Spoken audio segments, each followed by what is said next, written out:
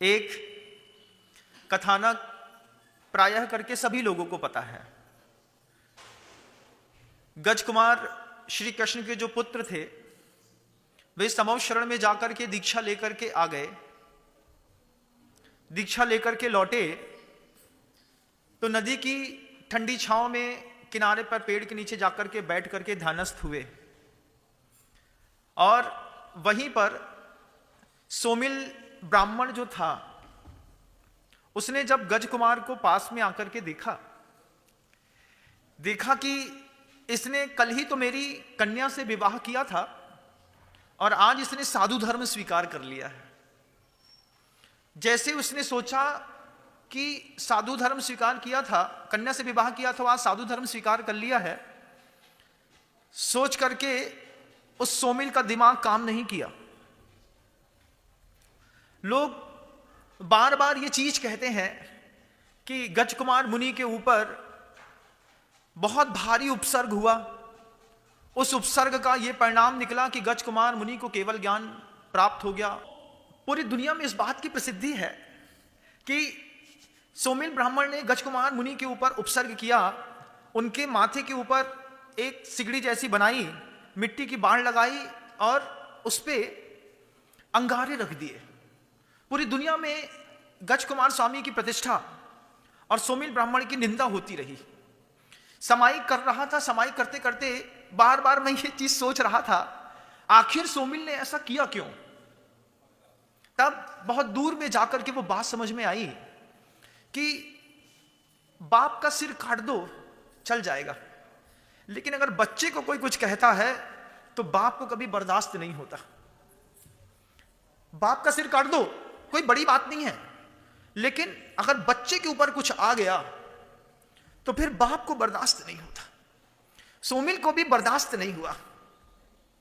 एक छोटी सी गाय होती है, उस गाय का छोटा सा बछिया या बछड़ा होता है, कोई उसको हाथ तो लगा दे, हाथ लगा करके देखे, गाय अपनी पैनी सींग पेट में घुसा देगी कि हमारी बछिया है, अभी पैदा हुई है। सिर्फ घर का व्यक्ति तो हाथ लगा सकता है, क्योंकि घर के व्यक्ति के ऊपर भरोसा है कि घर का व्यक्ति है, गाय जानती है कि इसके साथ हम रोज खाते हैं, पीते हैं, दूध देते हैं, वो उठा ले तो कोई बात नहीं। लेकिन बाहर का व्यक्ति आकर के और बछड़े को हाथ लगा के दिखाए, गाय की बड़ी बड़ी सींगे आदमी के पेट के अंदर घुस जाएगी। क्यों? बच्चे में बाप के प्राण बसते हैं, मां के प्राण बसते हैं बच्चे में, लेकिन बच्चा ये बात समझता नहीं है। सोमिल ब्राह्मण के मन के अंदर का वो दर्द था कि जब तुमको दीक्षा लेनी थी तो मेरी बेटी से शादी क्यों की। शादी की, अब ना मैंने अपनी बेटी का दाम्पत्य सुख देखा, ना मैंने अपनी बच्ची की संतानें देखी, और इसने दीक्षा ले ली है, मेरी बेटी का क्या होगा। संतति में प्राण बसते हैं बच्चों। जिन बच्चों को यह लगता है कि हमारे माँ बाप हमको चिल्लाते हैं, डांटते हैं, डपटते हैं, क्रोध करते हैं, मैं दुनिया के हर बच्चों से कहना चाहता हूं, कभी माता पिता का दर्द देखो। वो तुम्हारे लिए जीते हैं, तुम्हारे लिए कमाते हैं, तुम्हारे लिए झूठ बोलते हैं, तुम्हारे लिए दुनिया में एक स्टेटस खड़ा करते हैं। उन सब के पीछे माता पिता के मन के अंदर का भाव रहता है, मेरे बच्चे को सब मिलना चाहिए। संतति में बाप का प्राण बसता है।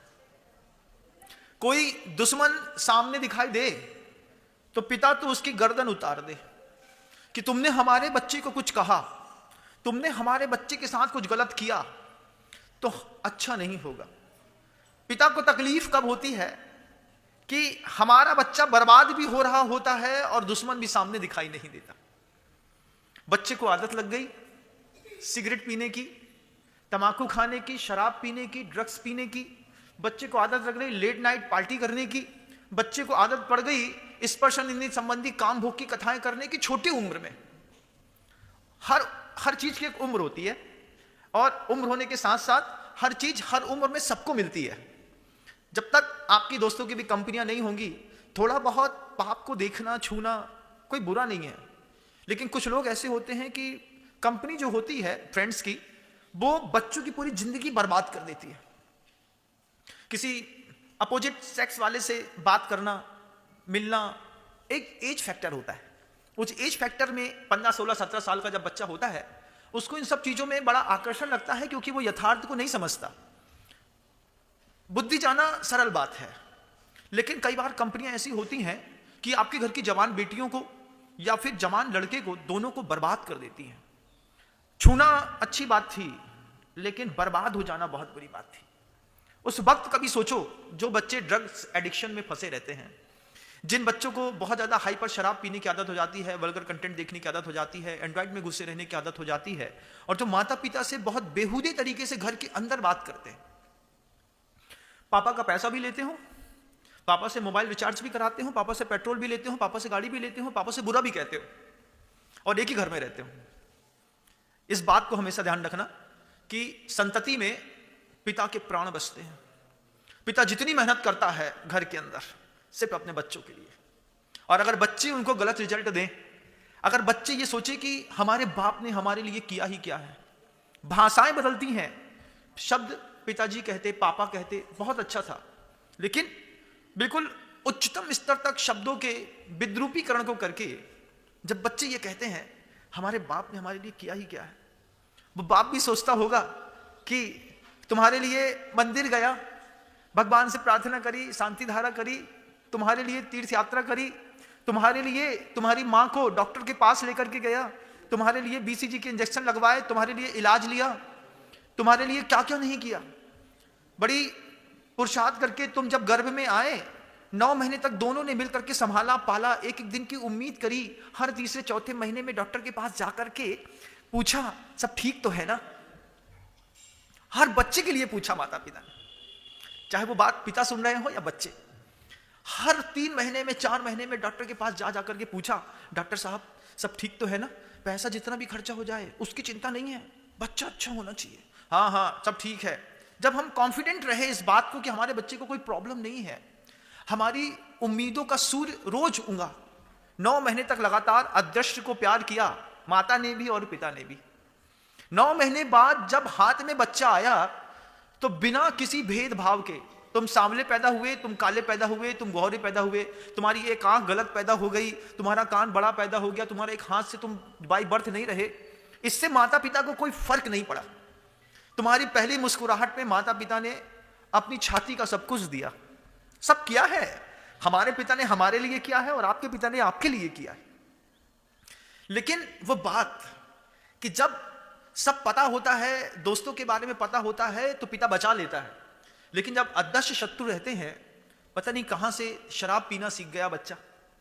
महाराज स्कूल में MBA CA CFA तो करना नहीं चाहता है, बड़ी बड़ी यूनिवर्सिटियों में पिता ने अपनी मेहनत का पैसा देकर के एडमिशन कराया। एडमिशन कराने के बाद बच्चा बोलता है मुझे नहीं पढ़ना, हम घर में ठीक है। पिता बोलते हैं जिंदगी बहुत स्ट्रगल वाली है, अच्छा पढ़ लोगे तो आगे चल के अच्छा गढ़ लोगे, और नहीं तो जो गढ़ हमने बनाया है ये भी बिना पढ़ाई के ये सब टूट करके नाश हो जाएगा। पिता संतति से कहता है बेटा पढ़ ले। बच्चा पिता से कहता है तुमने नहीं पढ़ा, तीर मार लिया ना, हम भी बिना पढ़े तीर मार लेंगे। सबका पुण्य का एक जैसा होता है क्या? हर 10 साल में जनरेशन, सिस्टम और समाज एक जैसी होती है? बदलती है। बदलती हुई समाज में जवान बच्चों को अपने जीवन में रफ्तार बनाए रखने के लिए पढ़ाई बहुत जरूरी है। और बहुत सारे बच्चे ये कहते हैं, घर के अंदर आर्गू करते हैं, आर्गूमेंट्स करते हैं कि दादाजी नहीं पढ़े थे, इतनी बड़ी संपत्ति है, पापा 12वीं तक पढ़े थे, पापा ने इतना पैसा कमा लिया, तो अगर तुम्हारे पिता और दादा नहीं पढ़े थे तो ये लौकिक पढ़ाई नहीं पढ़े थे, लेकिन और भी बहुत कुछ तुम्हारे दादा और पिता को आता था जो ना तुमको आता है ना तुम्हारी जनरेशन को मिल पाएगा। इन सब चीजों के लिए एजुकेशन बहुत जरूरी है बच्चों। अगर तुमने पढ़ना नहीं सीखा, तुमने पढ़ाई को सिर्फ खेल समझ लिया, दुर्ग देखो, भिलाई देखो, कोटा देखो, बेंगलोर देखो, जाकर के इंदौर देखो, भोपाल देखो, ये अय्यासी के अड्डे बन गए। बच्चों के लिए अय्यासी के अड्डे बना दिए लोगों ने।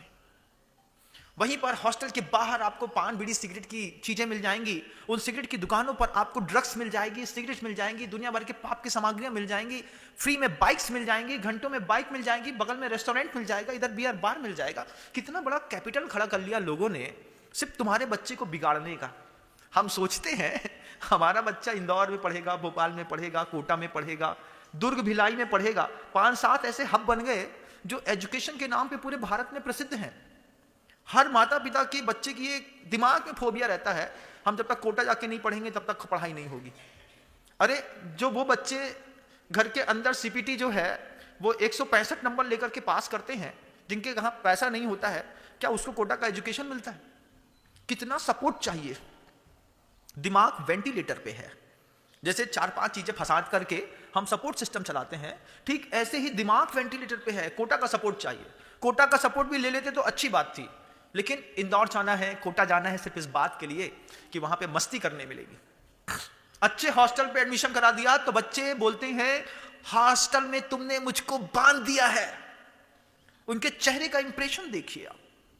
माता पिता को ऐसा चिल्लाते हैं कि हॉस्टल में बांध दिया। सुबह 7 बजे उठो, दूध पियो, जाकर के पूजा करो, फिर अभिषेक करो, फिर वहां पे शुद्ध भोजन करो, फिर योगा करो। अरे जिंदगी काहे के लिए थी? अब वो इंदौर में हॉस्टल में बच्चा रहना नहीं चाहता। वो कहता है मैं बाहर कमरा रहकर लेकर के रहूंगा। स्वतंत्रता है, जब चाहे बियर बार में चले जाएं, जब चाहे सिगरेट पी ले, जब चाहे लड़कियों के साथ घूम फिर ले।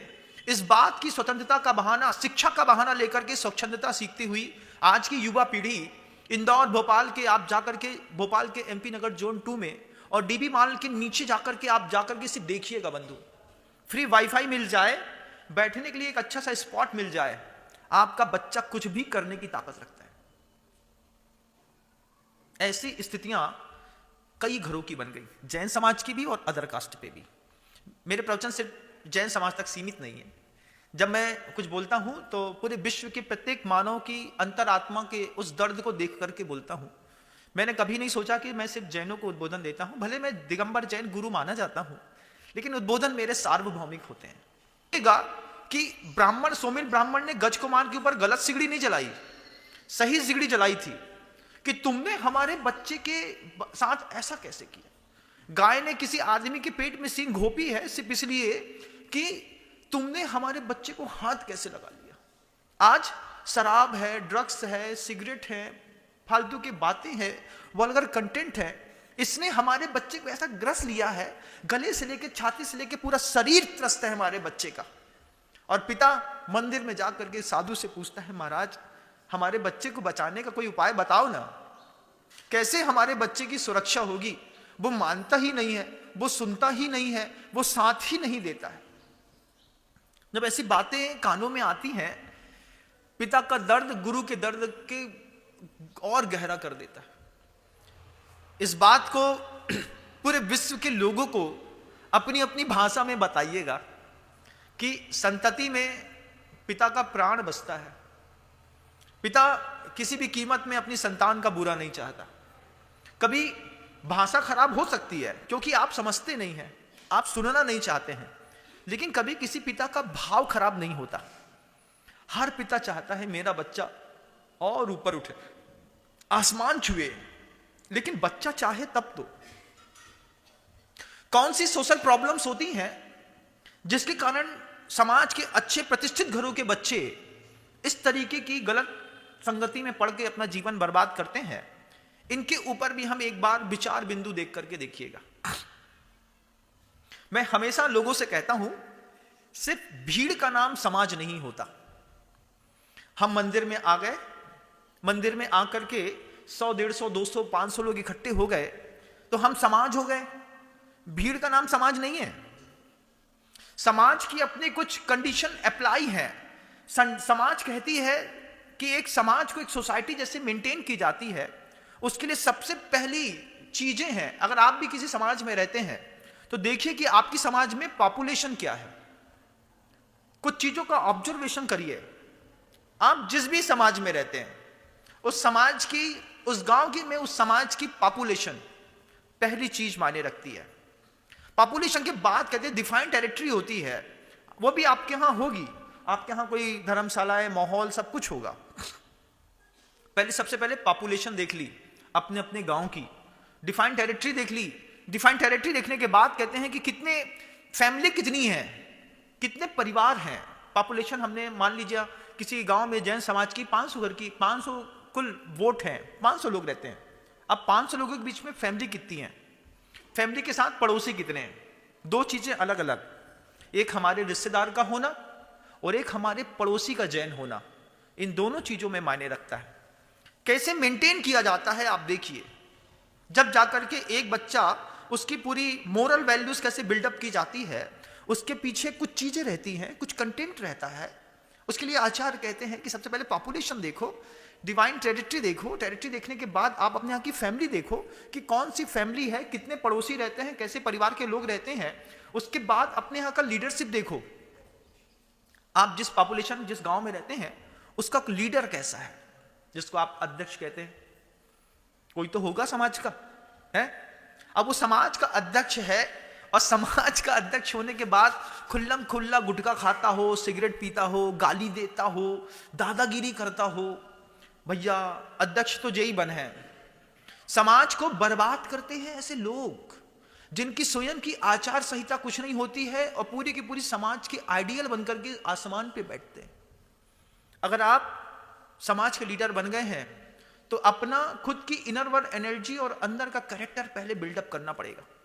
हम दारू पीते थे, हम अज्ञानी थे, लेकिन जब से हम समाज के अध्यक्ष बने हैं हमने लौंग खाना भी छोड़ दिया है। क्यों? क्योंकि हमको देख करके हमारे घर की बहुएं, हमारे समाज के बच्चे, हमको देख करके हमारे समाज के दूसरे लोग भी गलत बात सीख जाएंगे। समाज का एक बेहतरीन लीडर खड़ा करना पड़ता है। फिर वो बहुत सारी चीजें होती हैं। लीडर के साथ एक कमेटी होती है, कमेटी कहते हैं जो बिल्कुल एडवांस सिस्टम होता है। अध्यक्ष होते हैं, मंत्री होते हैं, कोषाध्यक्ष होते हैं। इन सब के बीच में वो पूरी पॉपुलेशन, वो पूरी कम्युनिटी, पूरी सोसाइटी, सारे आपस के लोग एक दूसरे से जुड़ करके जब हम एक अच्छा अध्यक्ष, मंत्री, कोषाध्यक्ष खड़ा करते हैं, फिर समाज को, एक संगठन को एक शेप मिलता है। जैसे छोटा सा बच्चा पैदा होने के बाद माँ उसके सिर को रोज थोड़ा थोड़ा दबाती है। दबाने से क्या होता है कि छोटे से बच्चे होते हैं, धीरे धीरे दबाने से उसको शेप लेते जाते हैं। कभी बच्चे का माथा बड़ा होता है, धीरे धीरे दबा करके वैयावृत्ति करते हुए उसको शेप दे करके उसके गोल दे देते हैं। देते हैं कि नहीं जैन साहब? देते हैं, ऐसा होता है। ऐसे ही समाज का प्रत्येक व्यक्ति एक दूसरे को देख करके एक दूसरे को शेप में डालता है। शेप पे डालने के बाद जिंदगी अपने उठाव पे आती है। जब इतनी चीजें अपन सब चीज देख चुके होते हैं, फिर अपन देखते हैं कि हमारे यहाँ का कल्चर क्या है, हमारे यहाँ के बायलॉज क्या हैं। उन कल्चर और बायलॉज के लिए जब आपके पास डिफाइंड टेरिटरी होती है, उस डिफाइंड टेरिटरी में जा करके बैठ करके हम अपने कल्चर को देखते हैं। भैया हमने सुना है अपन लोग ऐसा नहीं करें। समाज की एक मीटिंग शनिवार को, रविवार को, सोमवार को शाम को एक भजन कीर्तन का बुलौआ हो जाता है। शाम को 7:30 बजे हमारी समाज का नियम है कि हम लोग 7 बजे भक्तामृत स्तोत्र का पाठ पूरी समाज के लोग मिलकर करते हैं। ये समाज का एक आवश्यक नियम। जैसे शुक्रवार को किसी दुकानें बंद रहती हैं, कहीं हिंदू बाहुल्य रहता है तो वहां पे मंगलवार को दुकानें बंद रहती हैं, कभी कहीं क्रिश्चियन बाहुल्य रहता है तो वो फ्राइडे को कहीं बंद करके कुछ और काम करते हैं। एक कैरेक्टर, एक बायलॉज आपकी पूरे के पूरे शहर में, नगरों में, आपकी कॉलोनियों में होना चाहिए कि मंगलवार के दिन, सोमवार के दिन, गुरुवार के दिन आप चॉइस कर लीजिए, आपकी जो भी इच्छा है, आपको जिस दिन कंफर्टेबल रहता है। शाम के समय का एक रूल्स बनाइए। उस रूल्स बना के बोलिए कि हमारी समाज में 100 लोग रहते हैं, मंगलवार के दिन शाम को 7 बजे पूरे के पूरे लोगों को एक साथ आकर के मंदिर जी में भक्तामृत स्तोत्र का पाठ करना है। चाहे वो जवान बेटियां होंगी, बूढ़ी महिलाएं होंगी, पुरुष होंगे, वृद्ध होंगे, कोई भी होंगे। और फिर अध्यक्ष और मंत्री, कोषाध्यक्ष इत्यादि जो होते हैं, उनके पास इतनी तो सामर्थ्य, इतनी ताकत और इतनी छूट मिलनी चाहिए कि वो समाज के बीच में बैठ करके, जैसे गुरु बैठ करके आपको समझा रहा है, ऐसे समाज के व्यक्ति जब समाज के व्यक्ति को समझाएगा कि देखो माहौल खराब चल रहा है, फलाने समाज की एक लड़की को अगवा कर लिया गया, फलाने समाज का एक लड़की यहाँ पे इस घर में जाकर के भग गई, इनके घर में ऐसा हो रहा है। सामाजिक चर्चा समाज के बीच में बैठ करके करी और उसमें कुछ रूल्स बना दिए जिसको आप लोग बायलॉज कहते हैं। हमारी समाज में ऐसा होता है, आप लोग समझ लीजिए। एक बार स्ट्रिक्टली रूल्स बना करके जवान बच्चों को एक बार कान में दे दिया तो बच्चे कहीं बाहर भी पाप कर रहे होंगे, तुमको समाज का भय पैदा होता है। इससे समाज के छोटे छोटे बच्चों का कैरेक्टर मेंटेन रहता है। एक लगाम तो चाहिए ना। अगर किसी की लड़की ने फलानी जात में शादी करी तो उसको समाज से पत्ता कट। एक बार हमने 15, 17, 18, 20, 22, 24, 26 साल के जवान बच्चों के बीच में, पूरी समाज के बीच में ये बात कह दिया उनके यहाँ का हुक्का पानी नहीं होगा, उनके घर में मिट्टी में कोई बैठने नहीं जाएगा, कोई मिट्टी नहीं उठाएगा, कोई उनकी शादी का खाएगा नहीं। एक बार बोल के देखना पड़ता है। देखिए, जब बोलेंगे, देखेंगे, करेंगे, तब जा करके ये समाज के जो बच्चे हैं जो बहक रहे हैं, अदृश्य शत्रु है। दिखाई दे रहा होता तो बाप तो गला पकड़ लेता, लेकिन दिखाई नहीं दे रहा है तो क्या करेगा। उस वक्त समाज की एक जवाबदारी बनती है कि पूरी समाज के लोगों को एक साथ खड़ा करके इस तरीके के अनुशासन संविधान संहिता को वाचन करके बता दिया। हर हफ्ते में एक बार उस बात को रिवीजन करा दिया, महीने में एक बार पूरी की पूरी सोसाइटी की मीटिंग लेकर के बैठ करके उनको समझा दिया, स्ट्रिक्टली कर दिया। एक भी समाज बर्बाद नहीं होगी। हम छोटे समुदाय के बड़े लोग हैं। कौन है? हमारा समुदाय छोटा है पूरे विश्व में, जैन समाज का, लेकिन छोटे समुदाय के हम बड़े लोग हैं। हमारे पास आर्थिक संपन्नता बहुत है। कितनी है? बोले इतनी है कि कोई अंदाजा भी नहीं लगा सकता। जैसे राजा महाराजा सारे मर गए और मर करके सबके सब जैन बन गए, तो उनकी रहीसी जैन में आज भी घुसी हुई है। हमारी छोटे समुदाय के बड़े लोग और कई जगह बड़े समुदाय के छोटे लोग। अब छोटे समुदाय का जब बड़ा आदमी बड़े समुदाय के छोटे आदमी की बराबर की सोच रखेगा, बड़े समुदाय के छोटे बच्चे किसी इंजीनियरिंग की कोर्स करके वो पैसा कमाना चाहते हैं क्योंकि उनका समुदाय बड़ा है, उनके पास पैसा कम है, उसका इंजीनियर बनना जायज है। लेकिन हम छोटे समुदाय के बड़े लोग हैं, हमारे पिता का इतना बड़ा फेमस बिजनेस है, हमको इंजीनियरिंग करने की जरूरत नहीं है। पिता का पैतृक व्यवसाय भी संभालेंगे तो आसमान कर देंगे पिता के व्यवसाय को। ये सारी चीजें हमको सिखानी पड़ती है, बतानी पड़ती है। आचार्य कहते हैं अपनी पूरी सोसाइटी को मेंटेन करने के लिए समाज प्रॉपर एक जगह जाकर के चंदा देती है। चंदा से अपनी पूरी समाज में मिलकर के एक स्कूल या एकेडमी खोलनी पड़ती है।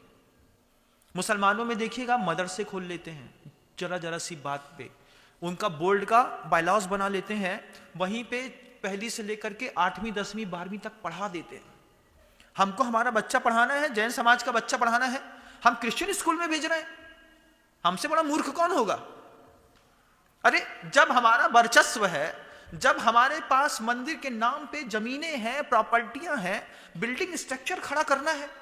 एक बिल्डिंग स्ट्रक्चर 1.5 करोड़ रुपए का खड़ा कर लिया, समाज का पैसा दान में लेकर के, अपनी समाज के अच्छे शिक्षक रख लिए वहां पर, एक एमपी बोर्ड का, यूपी बोर्ड का, सीएस बोर्ड का, या फिर आप सीबीएसई का, किसी का भी आपने एक कोई बोर्ड का सहारा ले लिया, अपने बच्चों को अपने कॉन्स्टिट्यूशन के हिसाब से पढ़ाया। वे 25 दिसंबर को छुट्टी देते हैं 2 जनवरी तक। किस चीज की? भैया अभी जो है ना वो क्या चल रहा है, क्रिसमस की छुट्टी मिल रही है, और पर्यूषण पर्व में चला करके वो परीक्षा लेते हैं। क्यों? क्योंकि पीछे की स्कूल एजुकेशन के बीच की पॉलिसी है कि किसी भी कीमत में दूसरा धर्म नहीं बढ़ेगा।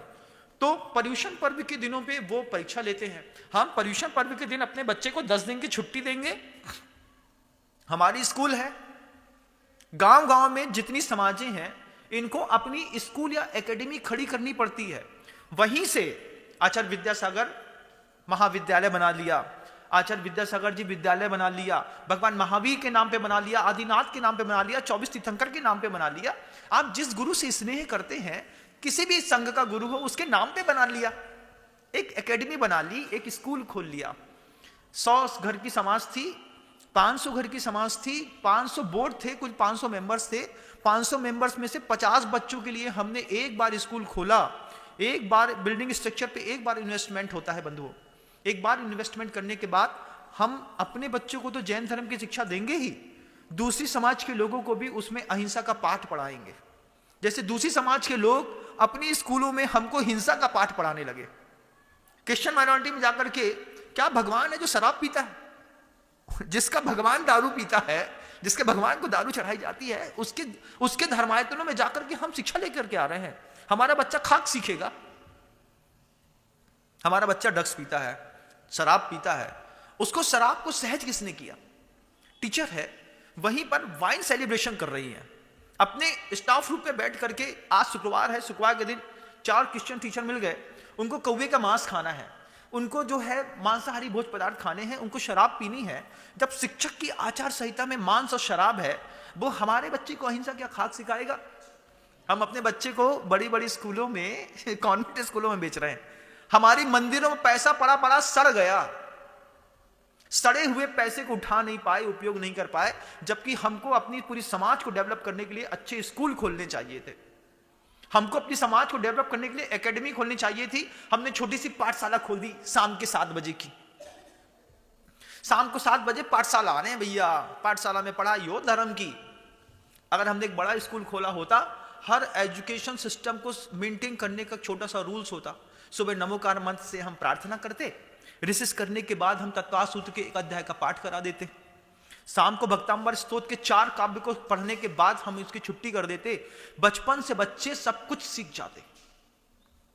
लेकिन हम ढप, भीड़ तो इकट्ठी कर ली हमने, हम अपना घर बनाने में तो खूब लगे रहे, लेकिन हम समाज की संगठन और समाज की संरचना की उस मूल विकास के सूत्रों को भूल गए।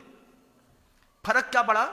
हमारी घर की जवान बेटियां जो हैं, जिस एजुकेशन कल्चर में पढ़ करके बड़ी हुई थी, सोचो ना, घुटने से ऊपर बच्ची का फ्रॉक दिखना चाहिए तब जाकर के स्कूल की ड्रेस बनाई है। बेशर्मी की हवा हो गई कि 8वीं क्लास की पढ़ने वाली बच्ची बड़ी दिखने लगी, लेकिन उसको घुटने दिखाते हुए स्कूल जाना पड़ेगा। शॉर्ट्स पहन करके ही स्कूल जाएगी बच्ची। हम उस बात के लिए किसी बहन को, बच्चे के लिए कुछ टोक नहीं रहे हैं, लेकिन स्कूल का रूल्स है। अब ऐसा रूल्स है तो फिर वैल्गैरिटी के आसमान नहीं होगी। अदृश्य शत्रु है हम खूब पैसा कमाते हैं, मंदिरों में व्यवस्थित दान नहीं देते। मंदिरों में दान देते हैं तो मंदिरों में आज भी बैंकों में हजारों करोड़ रुपए पड़े हुए हैं, सड़ गए। महाराज का बताएं, पैसा पड़े, अब पहले के पैसा को उपयोग नहीं कर पा रहे हैं, अब जो नई बोली ले ली, नई बोली का क्या करेंगे? मंदिर नहीं बना पा रहे हो तो स्कूल बना दो, अपनी समाज संभालो, घर का एक एक बच्चा संभालो। एकेडमी का बच्चा जब जाकर के स्कूल एजुकेशन को पढ़ेगा, आपकी समाज आसमान हो जाएगी। जबलपुर है, नागपुर है, इंदौर है, भोपाल है, दुनिया में कितनी बड़ी बड़ी समाजें हैं। अशोकनगर है, गुना है, सिरोंज है, मुंगावली है। महाराष्ट्र में जाकर के देखिए, दर्द है। महाराष्ट्र में 1200 घर की समाजें हैं। जैन समाज का आदमी होकर के दूसरे के खेत में गन्ना काट के जीवन जी रहा है। हमारे पास तो पैसा इफरात पड़ा है, लेकिन उनको संभालने वाला कोई नहीं। जो जैन धर्म के लिए जान देने तैयार है, उनके लिए हमको धन देने की तैयारी करनी पड़ेगी। या तो आप संभालिए, या तो ये जवाबदारी मैंने ली है तो मेरा सहयोग करिए। लेकिन मैं आप सबसे कहना चाहता हूं कि एक स्ट्रक्चर को खड़ा करना है। संतति में अगर पिता के प्राण बसते हैं तो पिता के पुरुषार्थ से अर्जित किए हुए धन का तब तक हम इस तरीके से उपयोग नहीं करेंगे, हमको इतिहास कभी माफ नहीं करेगा। बच्चा पूछेगा कि हमारे पिता ने क्या किया। पहले जब दिखाया जाता था, भैया यहां पर एक स्कूल चलता था, मर क्यों गया? मर तो इसलिए गया महाराज कि क्रिश्चियन स्कूल हावी हो गए, तो जैन धर्म के स्कूल खुले थे तो वे स्कूल सब बंद हो गए। बुजुर्ग बहुत समझदार थे, खेत खड़ा रहता था, मरने से पहले भैया 5 एकड़ की जमीन है जो हमने मंदिर को दान दी, मंदिर को जोन लगे सो कर ले। अब मंदिर वहां पर जाकर के स्कूल खोल ले, मंदिर के आय का साधन भी बनेगा, बच्चे अहिंसा भी सीखेंगे, हमारे बच्चे मेंटेन रहेंगे। भाई हमको अपना घर मेंटेन करना है। समाज, अध्यक्ष, मंत्री, कोषाध्यक्ष, कम्युनिटी, बायलॉज, कैटलॉग, इन सब चीजों की वैल्यू, मोरल वैल्यू सब खत्म। सिर्फ आदमी अपनी दुकान खोलता है, अपना पैसा कमाता है और चूना तमाकू की पुड़िया लेकर के पट्टी में बैठ करके मंदिर में के लिए राजनीति करता है। ऐसा नहीं होगा, अरे ऐसा कैसे हो जाए? दान देना नहीं है और ज्ञान देने के लिए आ गए। हम हमेशा कहते हैं जो दान दे वो ज्ञान दे, जो दान न दे वो ज्ञान की बातें भी न करे। कितनी बड़ा ज्ञानी क्यों ना हो, अपने घर में चुपचाप बैठे, फिर ये बोले कि महाराज आप जिसो के हो सो सब सही है। काय दान हमें देने नहीं आ और हम चाहते हैं कि 15 करोड़ रुपया को मंदिर बन जाए। ठीक है क्या? वो कोई ऊपर से कोई टपकता है क्या? आपको खुद करना पड़ता है। जिनको अपनी जवाबदारियां पता है वे तो चुपचाप आकर के बोरियां भर करके दे जाते हैं, और जिनको जवाबदारियां पता होने के बावजूद अकर्मण्यता है या लोभ है, ऐसे लोग फंसे रहते हैं। सिर्फ इतना ही नहीं रहता, उसके बाद कहते हैं व्यवसायिक संभावनाएं भी एक समाज के स्ट्रक्चर को खड़ा करने के लिए देखा जाता है कि क्या व्यवसायिक संभावनाएं हैं हमारे यहां। हम किस तरीके से अपना काम करते हैं, हम दुकान चलाते हैं, हम इंडस्ट्री चलाते हैं, हम कितने पैसे वाले हैं, हम जितने भी पैसे वाले, उस पैसे वाले के हिसाब से चैरिटी करनी पड़ती है। हर बड़े बड़े जितने भी इंडस्ट्रिस्ट हैं वे सब चैरिटी के मामले में भी महारथी हैं। लीजिए ना महाराज, आ रहा है ना, पुण्य से खूब आ रहा है, थोड़ा सा और कहीं उपयोग हो जाए, मेरा सौभाग्य है। हाथ जोड़ते हैं, धन भी देते हैं, सौभाग्य भी मानते हैं, ऐसे लोगों को स्वर्ग मिलता है। और देने के बाद हाथ मलते हैं, अरे फालतू में पैसा फंस गए भैया, महाराज ने कही 75,000 देने पड़ गए, अभी मत दो 75,000 मेरे कहने पर। फिर जब तुम अपने लड़के को बचाने के लिए 5 लाख रुपए कोर्ट में खर्चा करोगे, तब तुमको 75,000 की कीमत पता चलेगी कि अगर महाराज के कहवे पर स्कूल बनावे के लाने, बच्चा पढ़ावे के लाने पैसा दे दे होते तो आज हमें 5 लाख कोर्ट में खर्चा ना करने पड़ते। जो बे लड़के हैं जो बड़े स्कूलों में पढ़ते हैं और फिर रमी और MCX खेलते हैं और 50-50 लाख रुपए अपने पिता का बर्बाद कर देते हैं, और फिर पिता को धमकी देते हैं, हमसे कुछ कहा तो हम फांसी लगा लेंगे। पिता और सन्न हो जाता है, वो अपने अतीत में आंख बंद करके देखता है, क्या सोच करके भगवान को सीफल चढ़ा करके ये बच्चा मांगा था, ये बच्चे को मैंने पाला। बच्चा बोलता है मैं फांसी लगा के मर जाऊंगा अगर मुझसे पैसे की बात करी तो, और पैसा नहीं दिया तो भी फांसी लगा के मर जाऊंगा। मजबूरन में ऐसे अदृश्य शक्तियों से पिता हार जाता है, लेकिन बंद कमरों में खूब रोता है। बंद कमरों में पिता को लगता है कि क्या हो गया, क्या सोच के संतानें आई थी और क्या कर बैठे हम, गलतियां कहां थी कि हमने अपने समाज के स्ट्रक्चर को बिल्डअप नहीं किया। करे, ट्रांसपोर्ट करे, बताए कि ये प्रवचन सुनो, जरूरी है अपनी समाज का स्ट्रक्चर खड़ा करने के लिए। गुरुदेव कहते हैं अगर ये सारी चीजें नहीं है, कैसे समाज चला रहे हो? कोई अंधा ही होगा जो अंधेपन में अपनी मंजिल तक पहुंच जाए, नहीं तो अंधे को तो गिरना पक्का रहता है। आचार्य कहते हैं उसके बाद वैल्यूज हैं, बायलॉज हैं, उसके बाद ट्रांसपोर्टेशन सिस्टम भी होता है कि भैया कई परिवारों में कोई सुविधाएं नहीं होती हैं तो मंदिरों में वो सुविधाएं देनी पड़ती है। यहां से वहां जाने के लिए मंदिर में एक गाड़ी खड़ी है, कछु नहीं, हम जानत हैं हमारे घर के अंदर करोड़पति हैं, हम ठीक हैं, हमारा पड़ोसी जैन धर्मावलंबी होने के बावजूद गरीब है। हमने क्या किया, मंदिर में एक बड़ी गाड़ी ला करके, बस ला करके खड़ी कर दी, ये गाड़ी हमारी तरफ से मंदिर जी को दान। क्या है भैया, काम कहाँ है?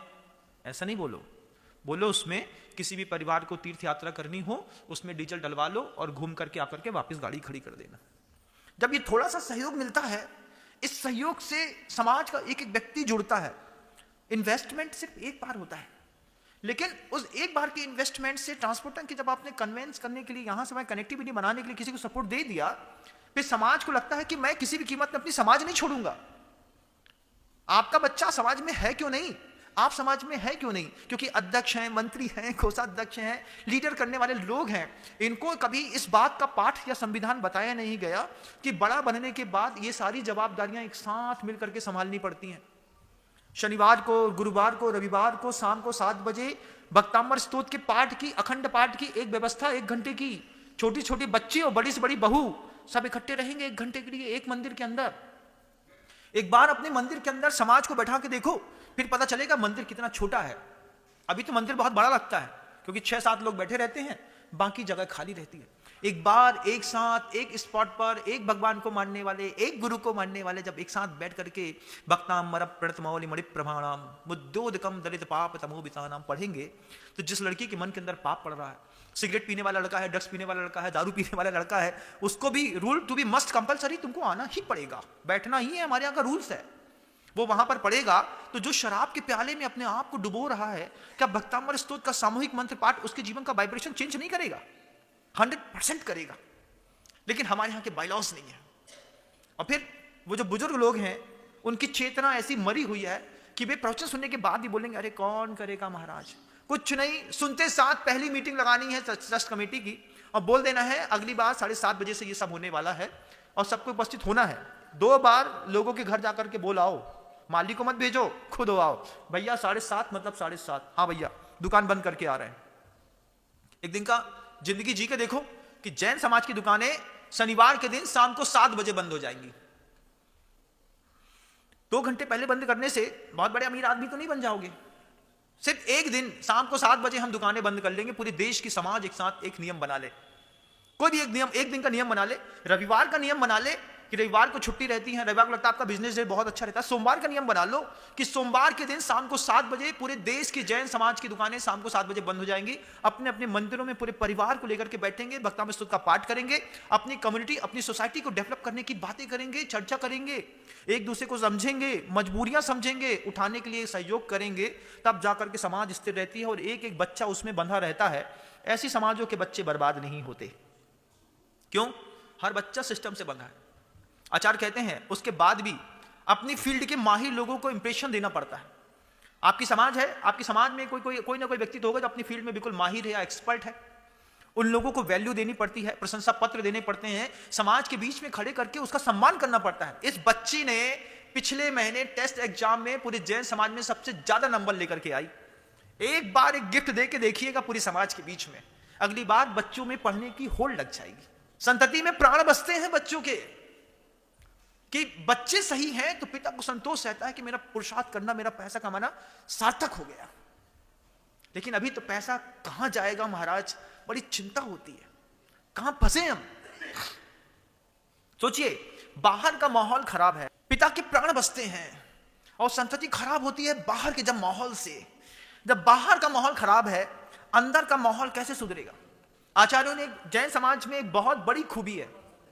जैन दर्शन में भोजन को लेकर के, जब मैंने मूलाचार पहली बार आज से 20-22 साल पहले गुरुदेव ने जब मुझे पढ़ाया, तो मैं पन्ने टटोलता रहा। मूलाचार में सबसे बड़ा चैप्टर है भिक्षाचर्या का। क्या खाना, कैसे खाना, कब खाना, कितना खाना, किसके हाथ का खाना, खाने की भोजन को लेकर के कितनी बातें थी।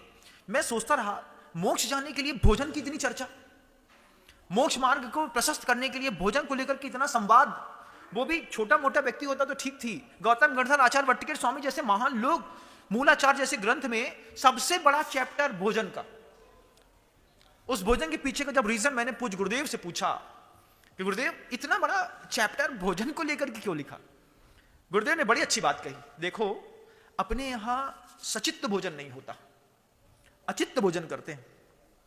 जिनके घरों में सचित्त भोजन होता है उनकी विचार शक्ति में और अचित्त भोजन करने वाले लोगों की विचार शक्ति में जमीन आसमान का अंतर होता है। पूछा कैसे? गुरुदेव समझाते हैं कितने मीठे शब्दों में, देखो निगोदिया जो राशि होती है, उस निगोदिया राशि की लेस्या कौन सी होती है? परम कृष्ण लेस्या। भाव कलंक सुपौरा निगोद वासम न मुच्चंती। निगोदा जीव निगोद राशि को क्यों नहीं छोड़ पाते? कि भाव कलंक की इतनी प्रचुरता होती है, निगोद वासम न मुच्चंती, वो निगोद का वास नहीं छोड़ पाते। परम कृष्ण लेस्या का धारी कोई जीव है, निगोद की राशि है, सचित्त भोजन किया, अनछने पानी के बने भोजन से वो वहीं पर मर गया। अनछने पानी का प्रयोग किया तो वो सारे के सारे आपके पेट के अंदर पहुंच गए। अब बाहर से वातावरण का दुष्प्रभाव और अंदर से वे अनंत निगोदिया राशियों की परम कृष्ण लेस्या का जो वाइब्रेशन है, जब अंदर से भी डैमेज करेगा, बाहर से भी डैमेज करेगा कोई व्यक्ति, तो कैसे कोई व्यक्ति स्थिर रहेगा? जैन धर्मावलंबियों में जो व्रत संयम ग्रहण कर लेते हैं, वे हमेशा छने हुए और गर्म पानी का प्रयोग करते हैं। कई बार घर के अंदर देखिएगा, कुएं के पानी का भोजन बनाया, मान लीजिए आपने अष्टमी के दिन कुएं के पानी का शुद्ध भोजन का नियम ले लिया, शुद्ध गेहूं है, शुद्ध दाल है, शुद्ध छना हुआ कुएं का पानी है, लेकिन उसके बाद भी आप साधु को आहार नहीं दे सकते, रोटी नहीं खिला सकते। क्यों? महाराज ठंडे पानी से गेहूं मतलब आटा उसन दिया। अब भोजन कराने वाले साधु का जो आटा साधु के लिए रोटी बनती है, उसको भी गर्म पानी करते हैं। पानी को गर्म करके फिर थोड़ा सा ठंडा करके उसकी मर्यादा बनी रहे, उसकी दी हुई रोटी और ठंडे पानी के उसने हुए आटे की रोटी में अंतर हो जाता है। वो कह देते हैं जो ठंडे पानी की रोटियां आए जो महाराज को नहीं दे सकते। सब अच्छा था, कुएं का पानी, शुद्ध गेहूं, शुद्ध दाल होने के बावजूद साधु हमारे चौके से बाहर चला गया। सब अच्छा है महाराज, दे क्यों नहीं पाए? क्योंकि वस्तु सचित्त थी, अचित्त नहीं थी। अगर अचित्त जल से हमने वो दाल उसनी मतलब आटा उसना होता तो हम रोटी भी दे पाते, दाल भी दे पाते, सब कर पाते। अब अंदर जाकर के शुद्ध सात्विक जब भोजन जाता है, वो गढ़ंत आलू प्याज लहसुन ये चीजों में, मतलब वे दुनिया के लोग जो जैन समाज के बच्चे होने के बावजूद भी आलू प्याज लहसुन खाते हैं। हम लोग कभी जब शहरों में नगरों में जाना होता है, कभी मंदिर के बगल से किसी बच्चे के किसी के घर से आलू प्याज लहसुन की बास भी आती है, तो सहन नहीं होती, कितना गंदा आ रहा है, और एक को उसी में मजा आ रहा है। क्या अंदर के वो जो कृष्ण लेस्याओं के परिणाम है, वो दाल में लहसुन भी मिलाएगा, प्याज भी मिलाएगा, फिर उसको मसकेगा, मसलेगा, फिर खाएगा। और इधर साधु को उसकी सिर्फ हवा की गंध भी आ गई तो उसका जी उछराता है, उसको लगता है अरे यार ये लहसुन की बास आ रही है, मैं सात्विक भोजन कैसे कर लूं। रहने रहने का प्रभाव पड़ गया। भोजन का प्रभाव भी आपके घर के अंदर आपके बच्चे को बर्बाद करने और आबाद करने में निमित्त बनता है। संकल्प करिए, संतानें बिगड़ रही हैं तो माता पिता संकल्प कर ले कि घर के अंदर आलू प्याज लहसुन नहीं खाएंगे, अनछने पानी का प्रयोग नहीं करेंगे, जीवन में चमत्कारिक परिवर्तन आते हैं। मैं बहुत कुछ कह गया, शब्दों को विराम देता हूं बंधुओं, लेकिन दिल मानता नहीं है।